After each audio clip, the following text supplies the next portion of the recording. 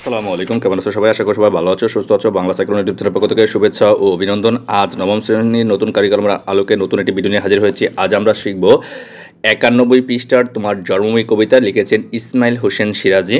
এই কবিতাটির আমরা ব্যাখ্যাটা শিখব, লাইন টু লাইন, শব্দ টু শব্দ ব্যাখ্যাটা শিখব। অর্থাৎ কবিতার মূল ভাব কি বলেছে, সারসংক্ষেপে কি বলেছে, প্রতিটা লাইনের ব্যাখ্যা কি, বা প্রথম স্তবকের ব্যাখ্যা কি, দ্বিতীয় স্তবকের ব্যাখ্যা কি, এরকম। তাহলে চলো ক্লাসটা শুরু করি। ক্লাসটা শুরু করার আগে এখনো যারা চ্যানেলটি সাবস্ক্রাইব করুন, অবশ্যই সাবস্ক্রাইব করে দেবে, বন্ধুর সাথে শেয়ার করতে ভুলবে না।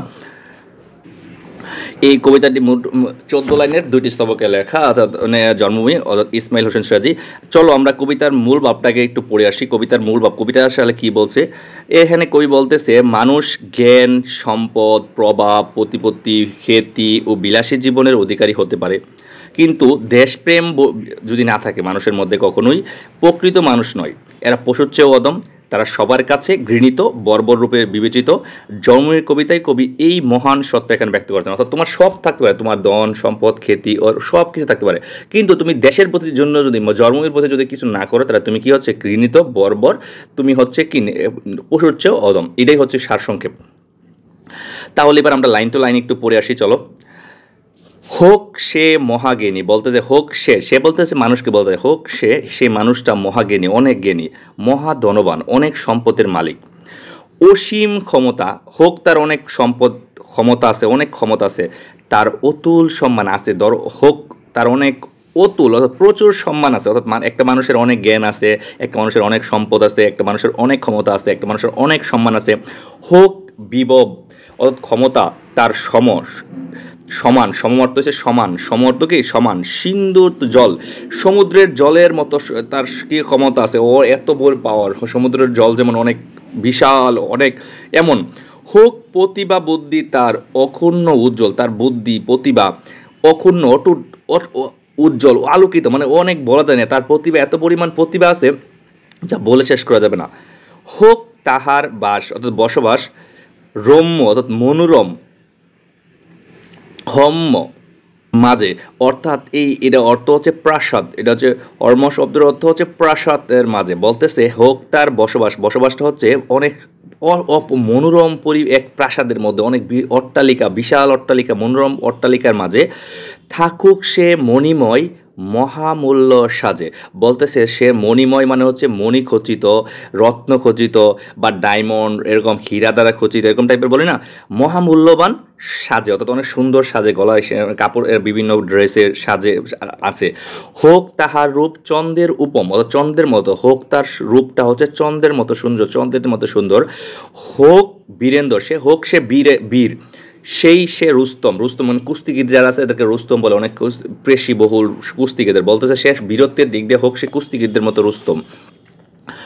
শত শত দাস তার সেবক চরণ, অর্থাৎ শত শত দাস তার, দাস মানে চাকর, তার সেবক সেবা করুক, তার চরণ পা টিপে দেখছে সেবা করুক, করুক স্তাবক দল স্তবক সংকীর্ণতন, বলতেছে তাকে প্রশংসা করুক, মহিমা বর্ণনা করুক, তার দলে দলে তার সকল চাকররা অনেক। মানে এই এখানে সারমর্মটা হচ্ছে এমন, মানুষের অনেক জ্ঞান থাকবে, যে দেখো আমি 1 থেকে 10 লাইনের মূল সারসংক্ষেপ ব্যাখ্যা হচ্ছে, মানুষের অনেক জ্ঞান, সম্পদ, প্রভাব, প্রতিভার অধিকারী হতে পারে, বিলাসী জীবনযাপন করতে পারে, অনেক রূপে গুণে সোজে বীর্যে অতুলনীয় হতে পারে, অন্যের সেবা প্রশংসা কুড়াতে পারে। কিন্তু পরের লাইনে কবি এখানে বলছে, কিন্তু সে স্বাধীনী, অর্থাৎ স্বাধীনী মানে স্বেচ্ছায়, মানে কখনো, সে স্বেচ্ছায় কখনো জন্মভূমি হিত মানে হচ্ছে কল্যাণ, জন্মভূমির কোনো কল্যাণ করে না। অর্থাৎ সে এই লোকটা এত কিছু করছে, এত কিছু আছে, এত কিছু করছে, কিন্তু জন্মভূমির কল্যাণে স্বেচ্ছায় কোনো কাজ করে না, জন্মভূমির জন্য কোনো কাজ করে নাই। স্বজাতির সেবা, নিজ জাতি, নিচে যদি থাকে এটার অর্থ হচ্ছে নিজ জাতির সেবা, যেজন, অর্থাৎ সেবা যেজন সেবা করে নাই, করেনি কিঞ্চিত বিন্দুমাত্র বা সামান্য, যে অর্থাৎ নিজের জাতি, নিজের জন্মের জন্য যে সেবা করে নাই। জানাও সে নরাদমে, জানাও সত্তর, সে একটা নরাদম, সে হচ্ছে অদম, সে একটা নিচু মনের, একটা নিকৃষ্ট মানুষ। জানাও সত্তর মানে সে তাড়াতাড়ি, অর্থাৎ সে এরকম অতীব ঘৃণিত, অতীব মানে অনেক, ঘৃণিত মানে ঘৃণিত, সেই পাষণ্ড বর্বর, অর্থাৎ নিষ্ঠুর বর্বর, সে অতি ঘৃণিত পাষণ্ড বর্বর।